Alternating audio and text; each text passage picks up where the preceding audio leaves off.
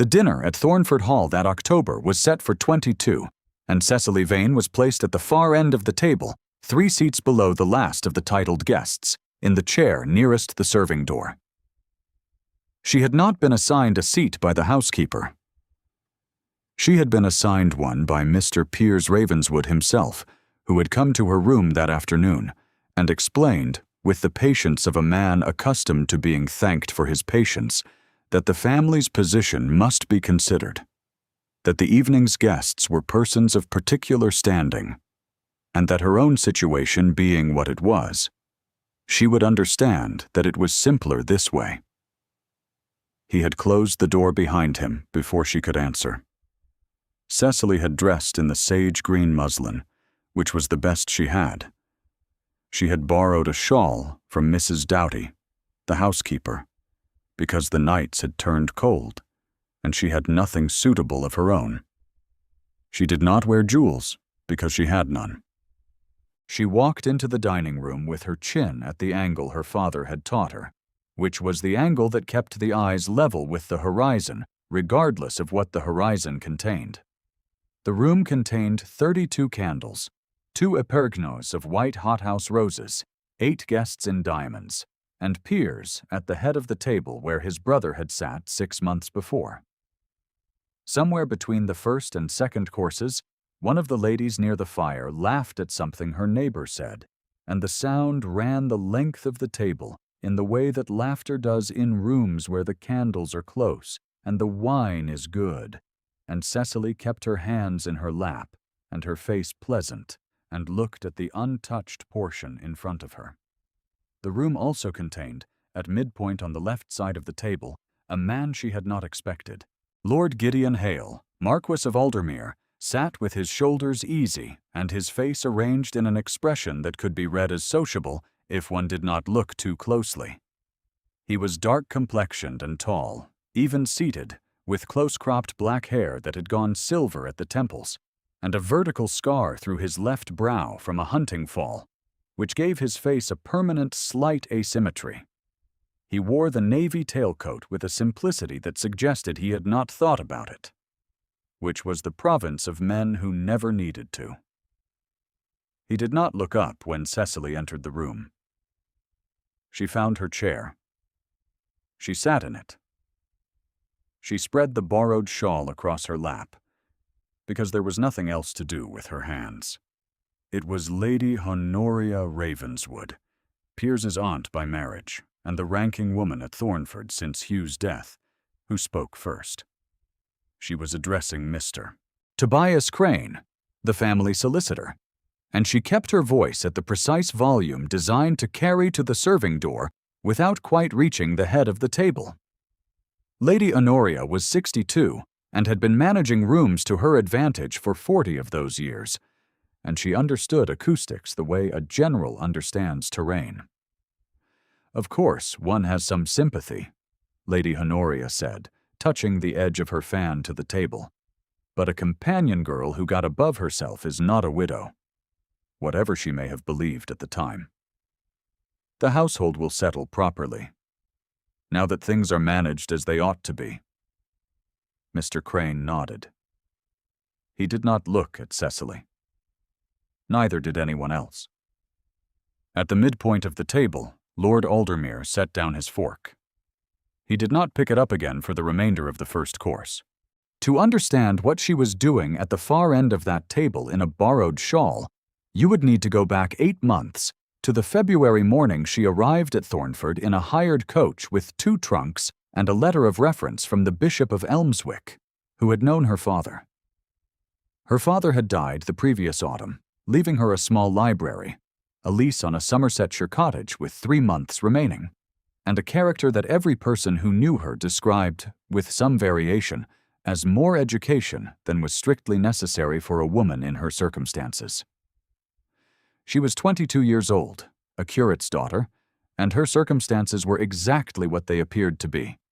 A narrow room above a narrow lane, a talent for Latin declension that had no market, and a winter to get through before she was obliged to find somewhere else to be. Hugh Ravenswood, Lord Thornford, had engaged her as companion to his mother Lady Aldith, who suffered from a congestion of the lungs and required reading aloud, correspondence managed, and the companionship of someone patient enough to sit with her through the long afternoons of late winter when the park outside was gray and the fire was the only interesting thing in the room. What Cecily had not anticipated was Hugh himself, who was 31 and kind and slightly careless in the way of men who have never been refused anything, and who discovered within the first fortnight that she had read every book in his library that he had not, and had opinions about 3/4 of them that she had never expected to voice aloud. She had not intended to love him. She had, in fact, resisted it with considerable effort for 4 months, until he told her one evening in the gallery, with the candor of a man who had been composing a speech for a week and had finally given up composing, that he had written to a bishop for a special license, and that he understood if she thought him precipitate, and that he would wait if she needed him to wait, but that he did not want to wait. And would she please simply tell him what she wanted? Because he found uncertainty the most difficult thing he had ever endured. And he had endured the French blockade, and his mother's opinions, and a disputed drainage ditch for 11 consecutive seasons without complaint. She had told him what she wanted. The ceremony had been private at his insistence, in the church at Wentby Cross, with Mrs. Doughty and Hugh's oldest friend as witnesses. It was a cold morning in early February, with frost on the churchyard stones and the curate's breath visible in the air as he spoke, and Cecily had signed the register attestation in a hand steadier than her heartbeat. Hugh had folded the attestation paper with care and given it to Mrs. Doughty for safekeeping, while he tucked the original marriage lines into his coat pocket, explaining that he would register them formally in London the following week, when he rode up for his quarterly meeting at the estate office. He had pressed Cecily's hand when the curate was done and said something very quiet that was intended for her alone, and she had remembered it in the months that followed with a clarity that was at once a comfort and a grief. He had never reached London. The horse threw him at the ditch on the eastern moor path on the 3rd morning of his journey, and he was carried home before dark, and he was dead before the surgeon arrived from the village. The marriage lines were sent to London with his effects for the formal registration. They did not arrive. When Cecily, in the weeks that followed, inquired after them, she was told by Mr. Crane that there was no record of any marriage, that Lord Hugh had made no such filing in the office, and that without the original lines or a corresponding register entry, there was no legal basis for any claim she might wish to advance. Mr. Crane's voice had been very even when he said this, and he had not met her eyes. Piers Ravenswood inherited everything. Mrs. Doughty came to Cecily's room in the 3rd week after the funeral, when Piers had already moved to Thornford, and Mr. Crane had already delivered his assessment, and she came with her hands folded in front of her, and her face arranged in the manner of a woman who has decided to do something and does not intend to be talked out of it. She set a small leather prayer book on Cecily's dressing table. The leather was dark with use. The spine cracked along the top edge, and it had belonged to Cecily's father, and she recognized it immediately, because she had given it to Mrs. Doughty for safekeeping on the morning of the wedding, since she had not wished to carry it into the church and risk it being seen. I kept the attestation inside it, Mrs. Doughty said. When Lord Hugh put the lines in his coat pocket, he showed me the attestation you'd both signed. I thought it prudent to keep your copy, since it had both your signatures and the witnesses below. I have had it since the morning of your wedding. Cecily opened the prayer book. The attestation was there, folded precisely in thirds, her own handwriting at the top and Hugh's signature below hers, and 2 witnesses beside, each in a different hand.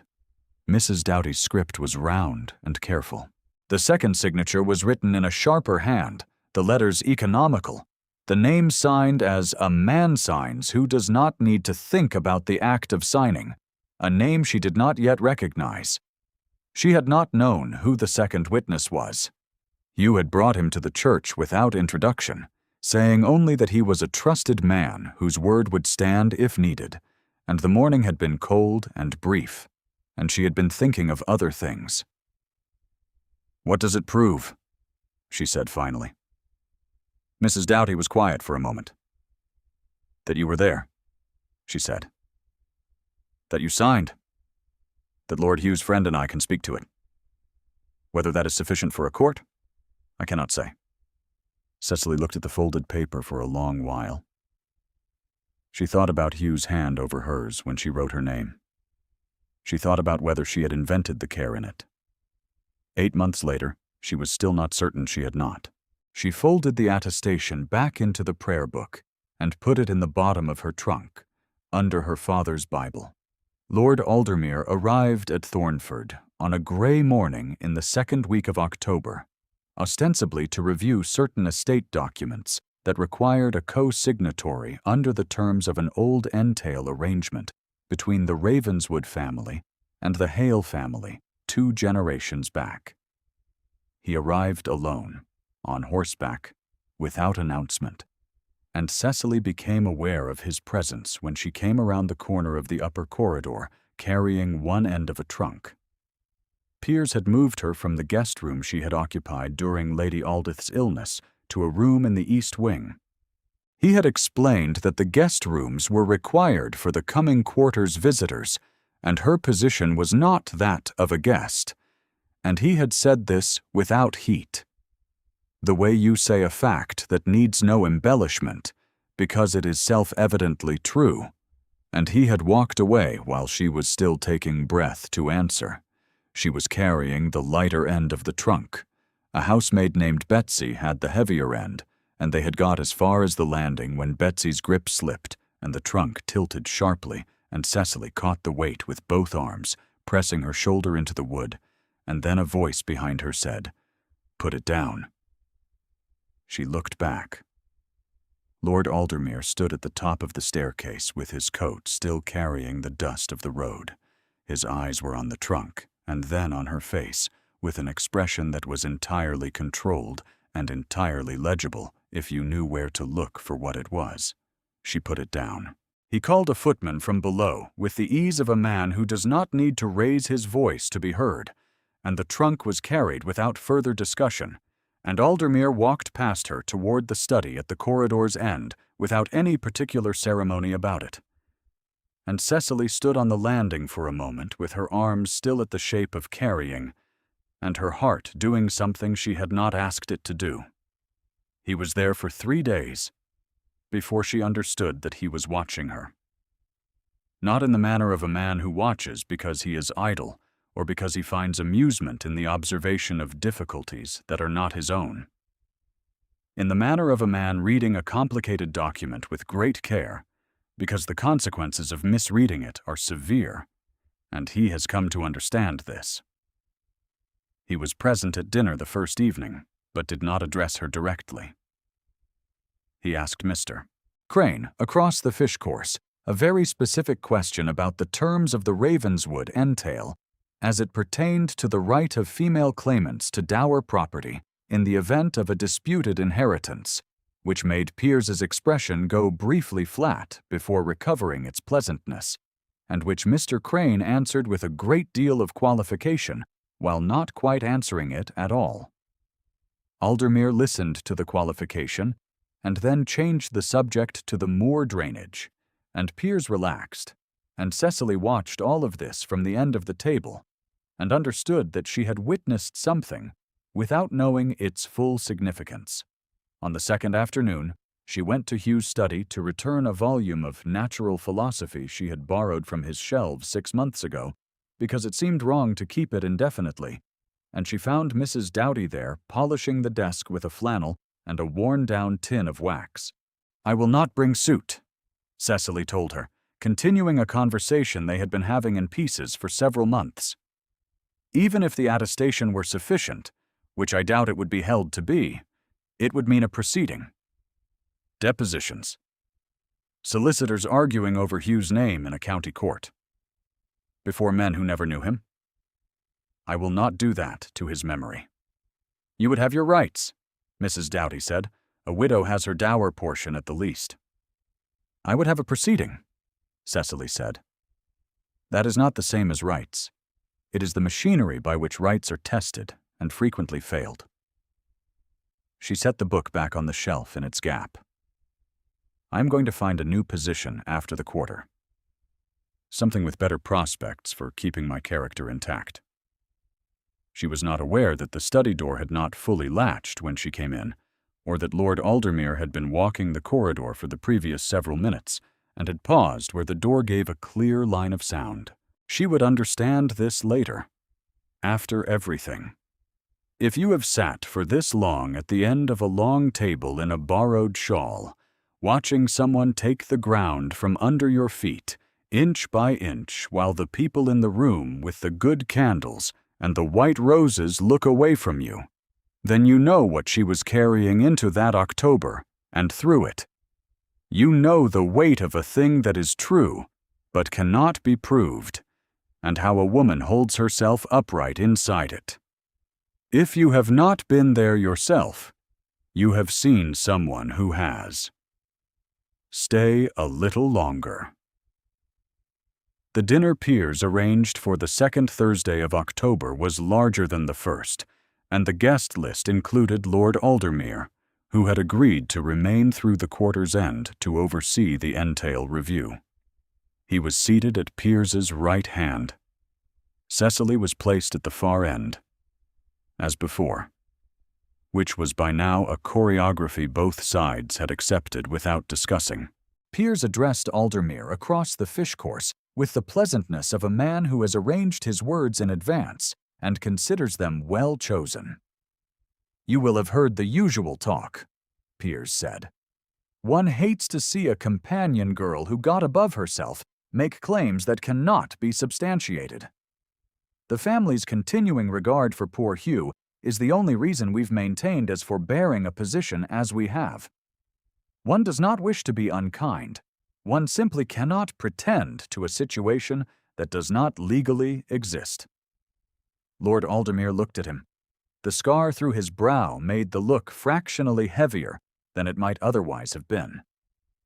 I have heard talk, he said. Yes. Hugh was fond of her, Piers said. I do not doubt it. A man in precarious health will sometimes attach himself to whatever warmth is nearest. Gratitude is easily confused with feeling, especially in a woman's reading of it. Gratitude, in his reading, did not create a legal obligation. Aldermere said nothing. He picked up his glass. He set it down without drinking. The muscle along his jaw was the only thing that moved. After dinner, in the interval, Cecily had gone to the library to retrieve Lady Aldith's embroidery frame, which had been left there from the last visit and which no one had moved. The room was dim, lit by the fire and 2 candles on the mantelpiece, and she had been trying to be invisible for 8 months and had become very skilled at it. Lord Aldermere found her there. He came to the door and stood for a moment, and then crossed to the window without particular ceremony, and they were both quiet for long enough that the fire shifted once in the grate. I was there, he said. She looked at him. At Wentby Cross, he said. In February. I was the second witness. She had known it since Mrs. Doughty had shown her the attestation. She had read the signature and set it aside, and not permitted herself to follow where it led, because she had not known what she would find when she arrived. You signed the register, she said. Yes.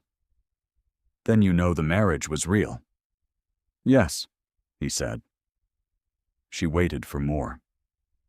He offered nothing further. He stood with his hands behind his back and his eyes on the window, and the set of his jaw like stone over a cold river. And she understood that he had made a decision she could not yet read, and that he was not going to explain it tonight. She did not ask. She took the embroidery frame and walked back through the candlelit hall to the drawing room, and she did not look at him when she passed.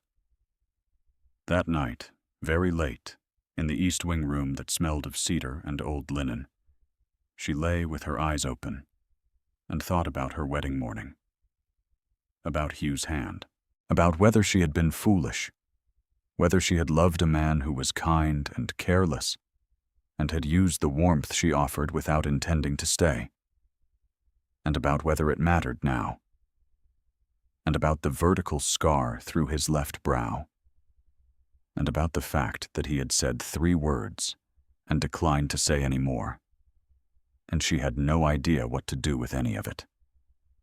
Aldermere, 2 corridors away, was not sleeping. He lay in the dark, with his arm across his eyes, and thought about the morning in February when he had said over a map of the moor paths that the eastern track was shorter and the ground would be firm enough.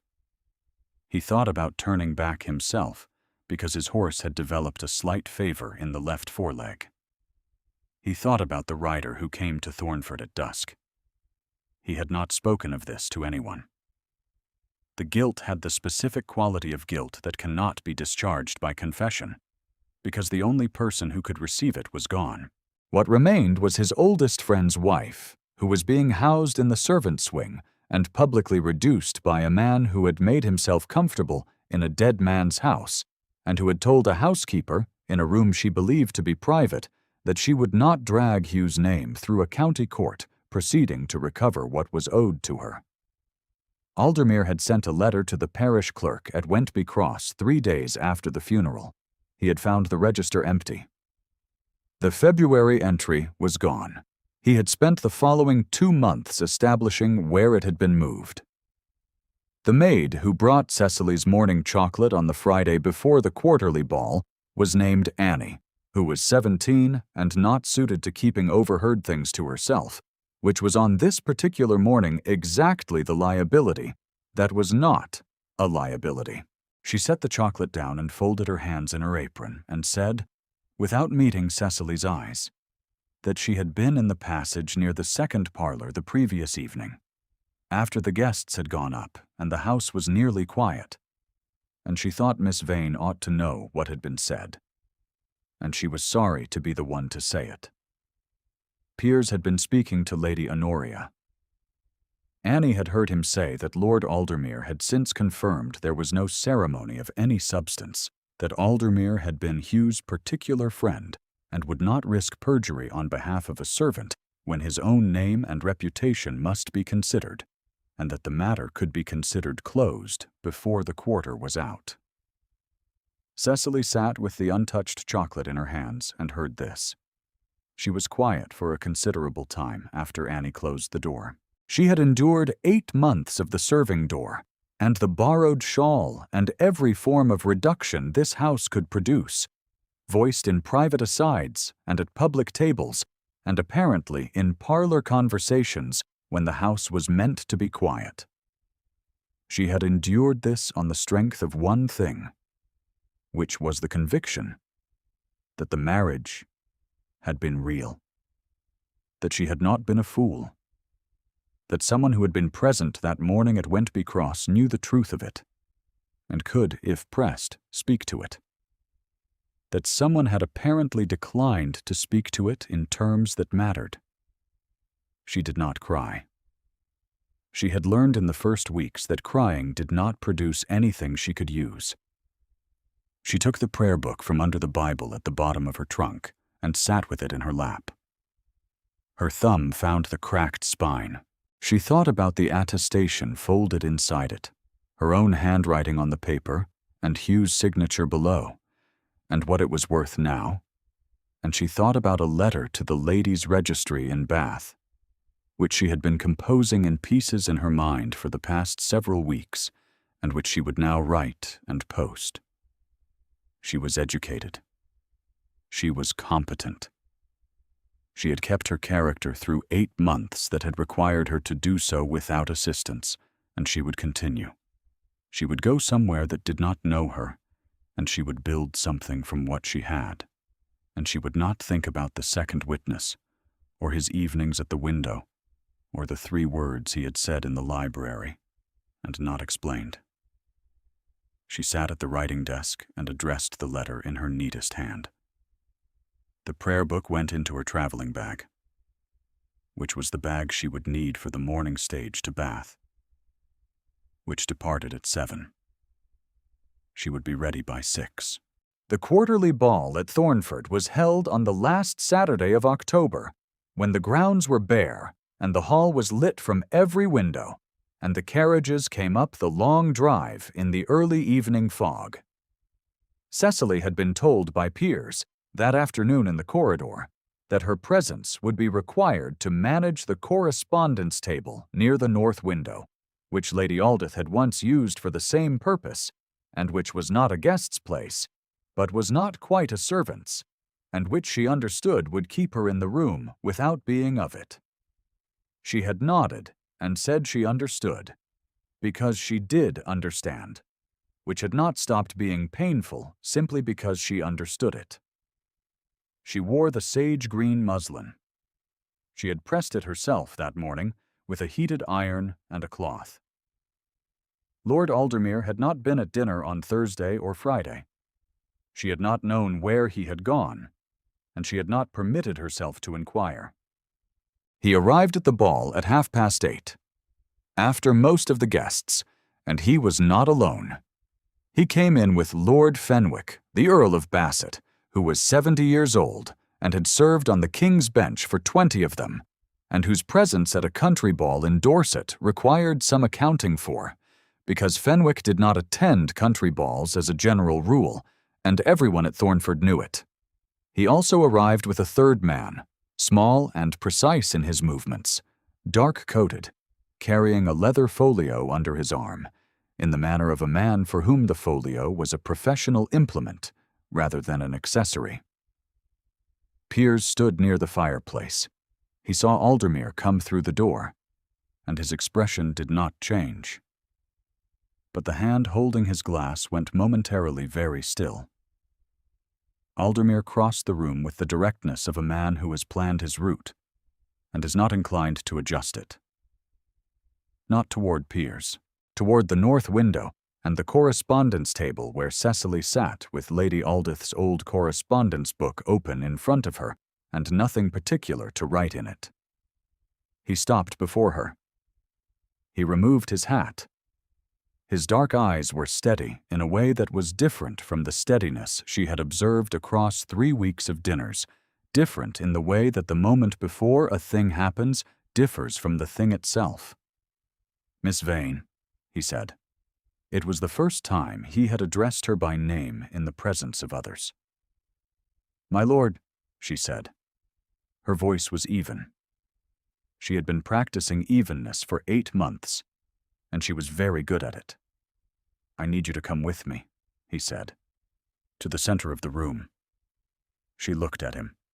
She thought of Piers in the parlor telling Lady Honoria that the matter could be considered closed. She thought of the prayer book in her traveling bag and the letter to the registry she had sealed and addressed and placed beside it.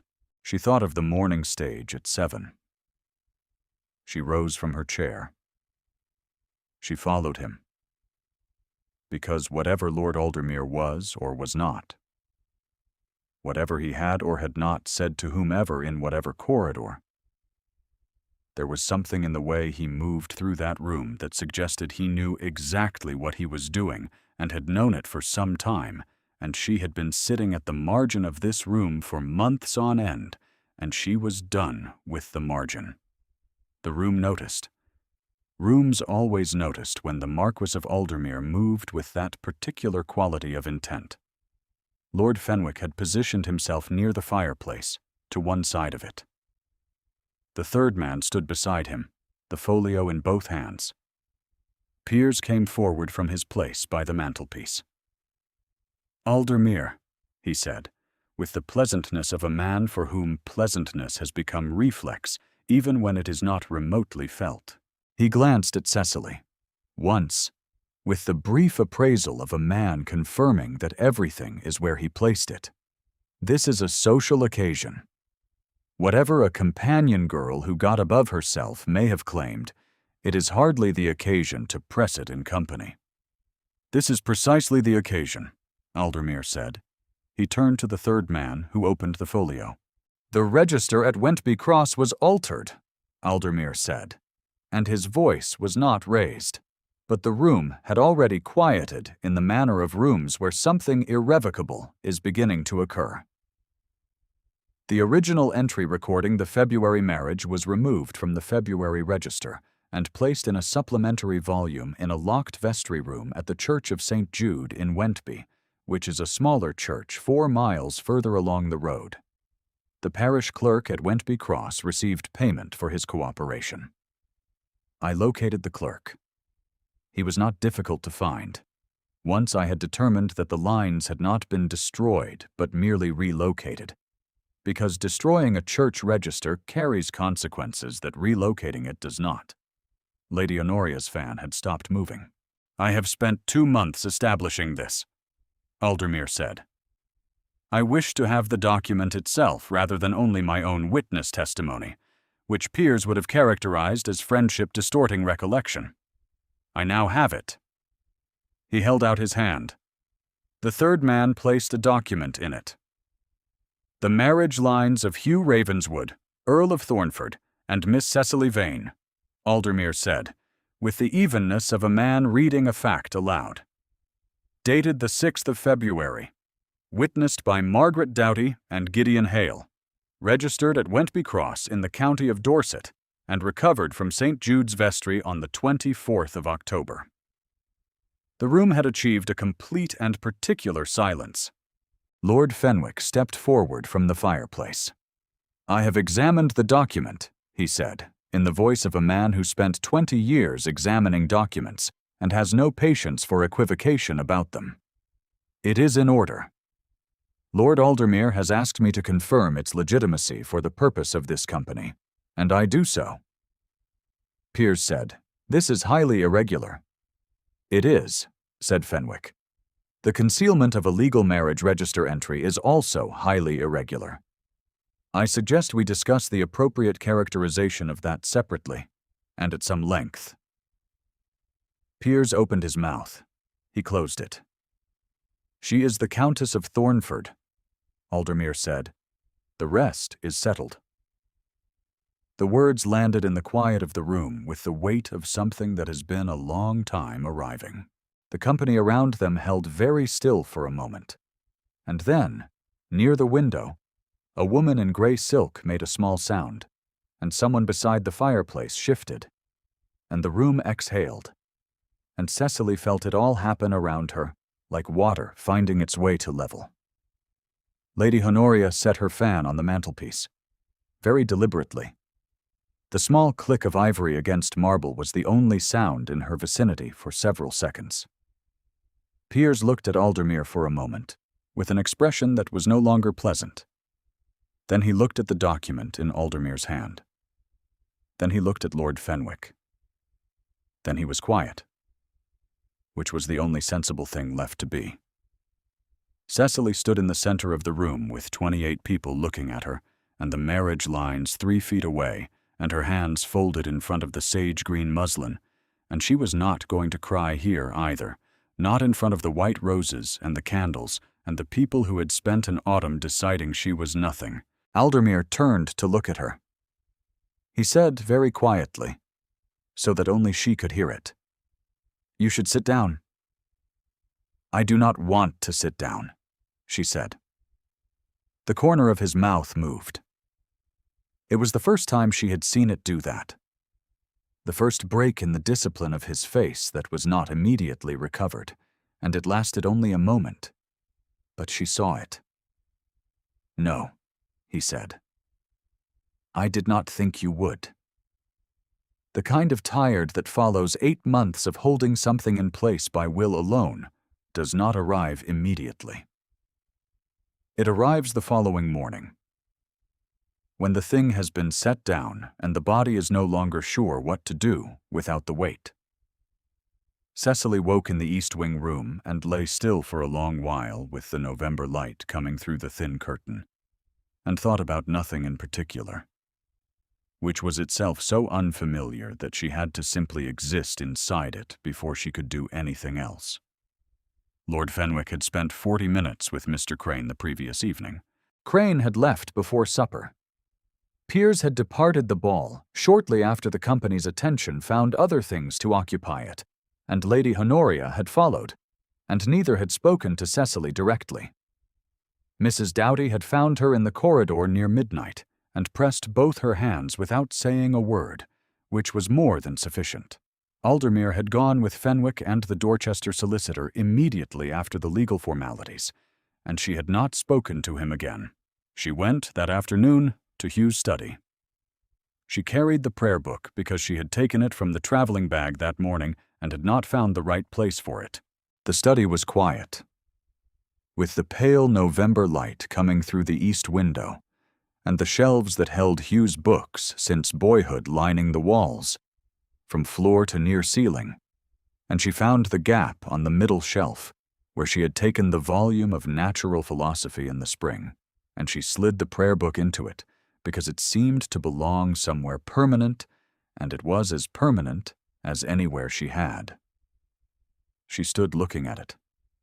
The worn spine, the cracked leather. The door opened behind her.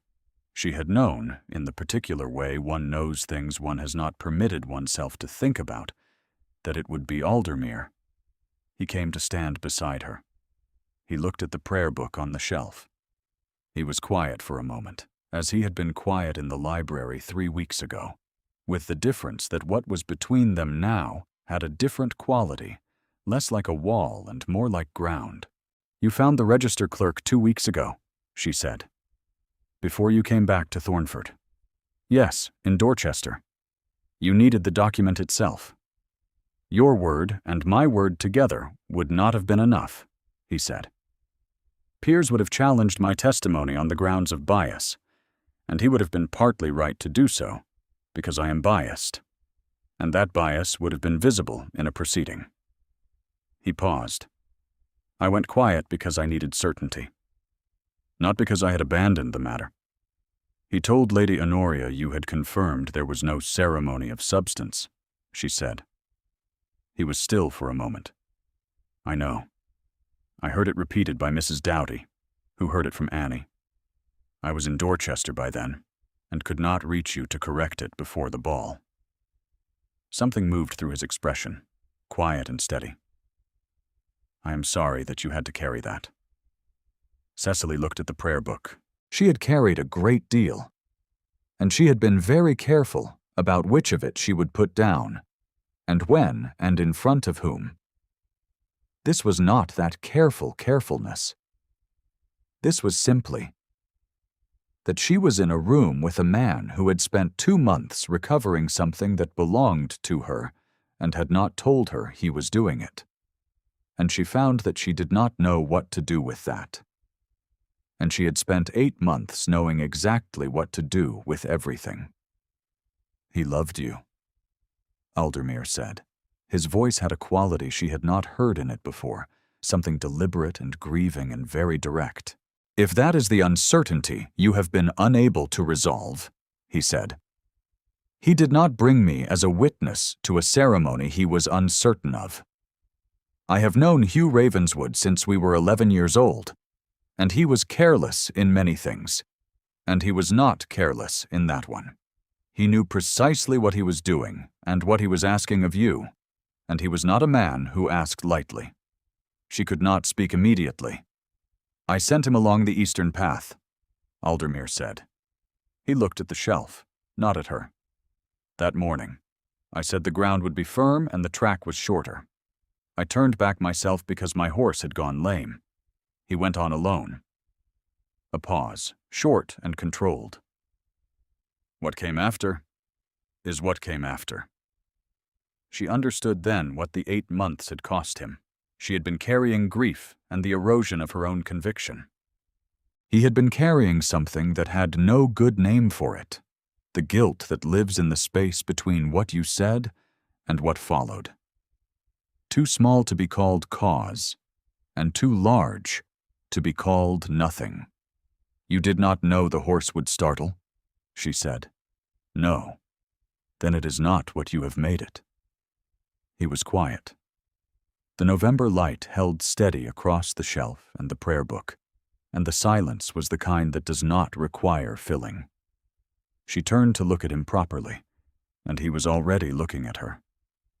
And she saw what she had been not seeing for 3 weeks, which was that the careful steadiness with which he had watched her across every room at Thornford was not the steadiness of an obligation being discharged or a debt being paid.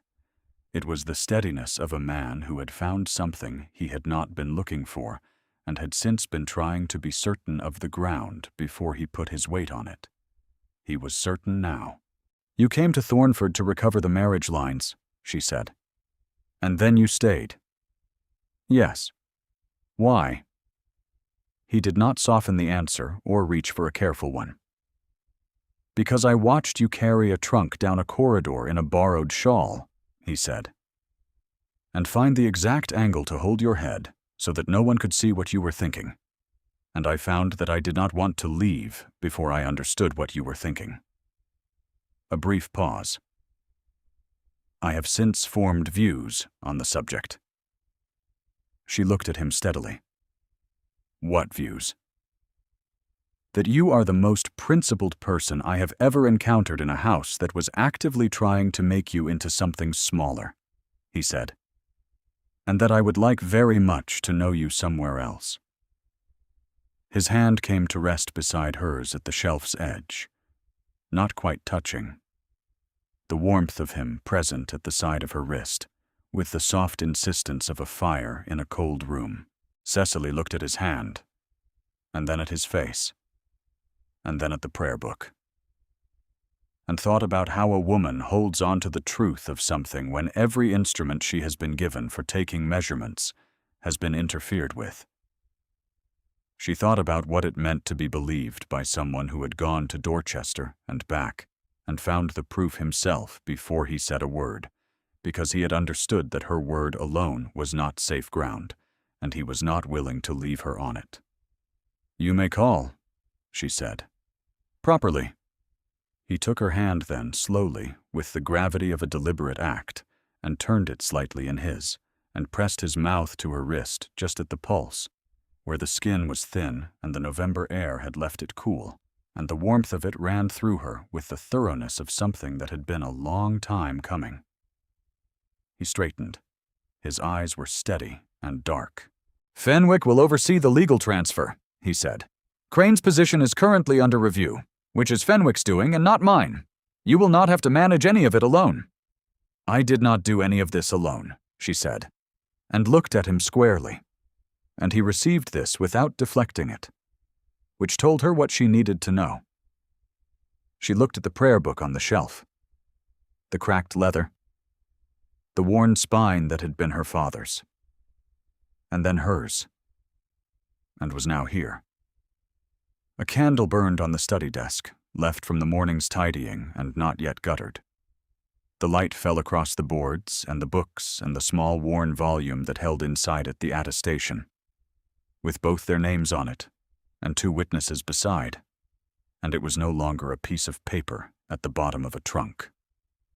It was a thing in its proper place, witnessed and recovered and accounted for. Aldermere had not moved away. He stood close enough that she could feel the warmth of him along her arm, steady and without any performance of patience in it. The patience of a man who has already waited as long as was necessary and is not in any hurry now that the ground is firm. Outside the window, the park was bare and still in the pale November afternoon. The drive below was empty. Somewhere in the house, a door closed quietly, and then the hall beyond the study was entirely quiet. Cecily looked at the prayer book one more time. Then she stopped looking at it. She turned toward the door, and Aldermere was beside her, and the candle burned behind them as they went out into the hall, and the study was quiet and still, and everything in it was exactly where it ought to be, and the small worn book on the shelf held its place in the dark long after the afternoon had closed around it, and the house had settled into the particular peace of things that have finally come to rest. If her story moved you, leave a word for her in the quiet below. She has earned the being seen.